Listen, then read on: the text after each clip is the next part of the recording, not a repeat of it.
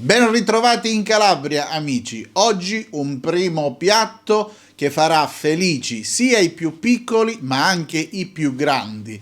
Andrò a fare il mitico piatto di pasta con le polpette, anzi con le polpettine, così facciamo una cosa ancora più sfiziosa. Un piatto davvero ricco di sapori intensi e di profumi mediterranei. Siete pronti a scoprire tutti i passaggi di questa prelibatezza? E allora buona visione e venite con me in cucina! Per prima cosa andiamo a preparare le polpettine. Abbiamo 300 g di carne macinata mista, 50 g di mollica di pane, 100 di formaggio pecorino, un uovo, un po' di sale, pepe nero e prezzemolo e anche un po' di aglio. Andiamo a mettere prima il pane raffermo, poi l'uovo e poi ci andiamo a tritare un po' di prezzemolo fresco. Ricordiamoci che sono polpette di carne, per cui il pane giusto un po' serve da collante, diciamo, serve per far legare la carne agli altri ingredienti, non ce ne vuole tantissimo. La carne potete scegliere quale preferite, io in genere metto metà vitello e metà maiale. Diamo una macinata di pepe nero, abbiamo già messo il prezzemolo e adesso andiamo a tagliare piccolino una metà di spicchio d'aglio. Non ne mettiamo tantissimo, altrimenti poi diventano pesanti e non va bene. Basta così. Aggiustiamo di sale con una spolveratina, ecco qua, questo basta.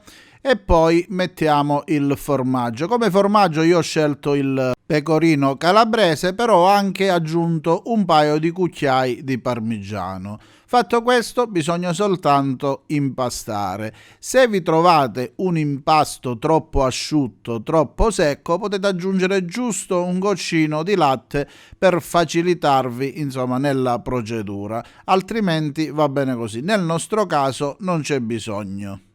Certamente queste polpettine possono essere anche aggiunte alla pasta al forno o pasta china, così come si chiama qui da noi in Calabria. La ricetta e il procedimento è praticamente identico. Terminato l'impasto lo lasciamo riposare giusto una ventina di minuti in modo che prenda il profumo degli aromi. A questo punto si possono iniziare a coniare le nostre polpettine. Per la misura non vi dico che dovete prendere il calibro e devono essere per forza tutte uguali, però vi regolate voi a seconda del vostro gusto e aggiungerei anche a seconda del vostro tempo a disposizione, perché più le fate piccole e ci va un po' di tempo in più, però io sono del parere che in cucina bisogna prendersi il tempo necessario. Piuttosto, se non avete il tempo giusto da dedicare a quel tipo di piatto, saltatelo, lo fate un altro giorno, ma non fate cose affrettate che magari poi rischiate di sbagliare. Questa misura qui che stiamo facendo noi è giusta per il formato di pasta che tra poco vedrete. Allora, per adesso occupiamoci della frittura. Ci spostiamo ai fornelli, mettiamo una quantità di olio di semi per la frittura. Quando le bollicine si attaccano allo stuzzicadente, l'olio è a temperatura e si può tranquillamente iniziare a tuffare le polpettine. Noi le friggeremo in 2 volte.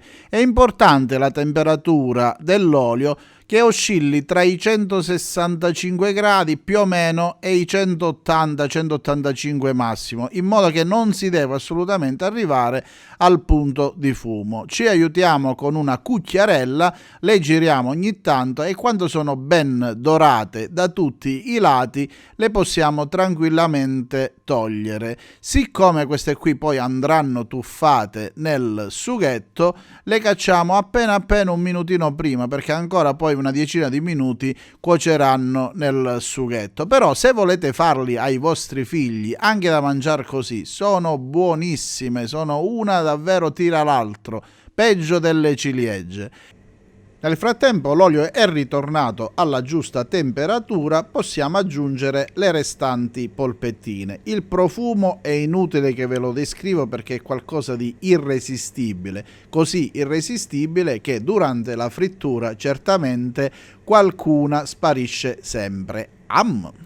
Ho voluto fare questa video ricetta oggi per due motivi. Il primo in assoluto è perché mi piace da morire, ma il secondo è perché da pochi giorni è passato il 4 gennaio che in America è il giorno degli spaghetti, lo Spaghetti Day, e proprio questo piatto è molto apprezzato negli Stati Uniti per gli spaghetti and meatball, spaghetti con le polpette. Ovviamente, e poi viene rivisitato a modo loro, infatti usano polpette piccanti con aggiunte di spezie. Comunque importante è che piaccia a loro e quindi siamo tutti contenti. Personalmente non preferisco gli spaghetti con le polpette, preferisco un altro formato di pasta, ma tra un po' ci arriviamo.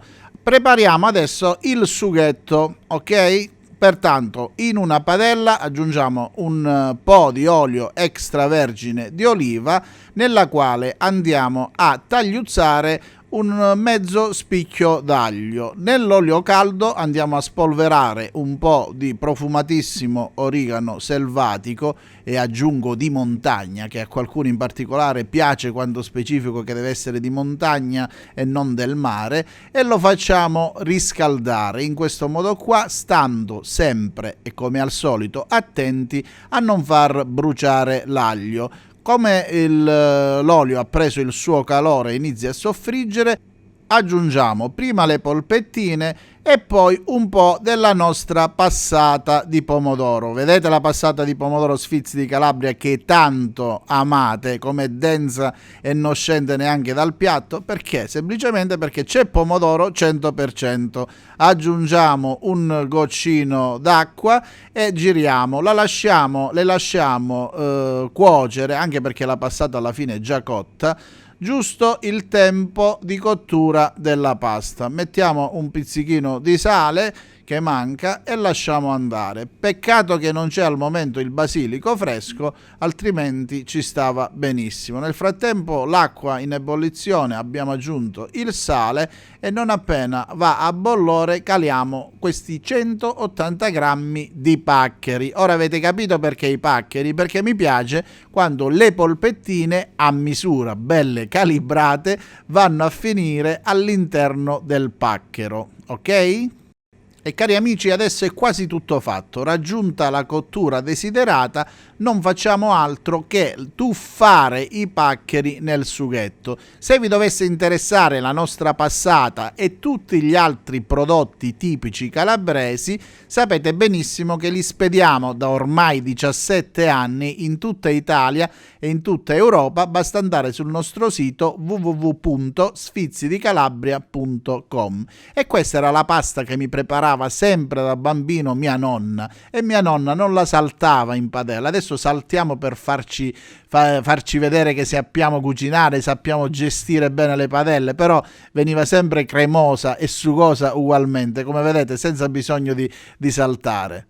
E guardate voi stessi questo sugo ricco e avvolgente che promette davvero un'esplosione di gusto ad ogni forchettata. E guardate qui le polpette che si vanno a nascondere all'interno. C'è rimasta anche la parte giusta per fare il bis. Per completare non può mancare ancora una spolverata di pecorino e soprattutto un bel cucchiaino di peperoncino tagliato sott'olio. Diavolicchio diamante. Ed ecco il mio piatto, il primo, prontissimo in tutto il suo splendore, ma soprattutto in tutta la sua semplicità. Avete visto che cosa ci ho messo? Nulla. E questo è il primo pacchero con ripieno di polpettine fritte.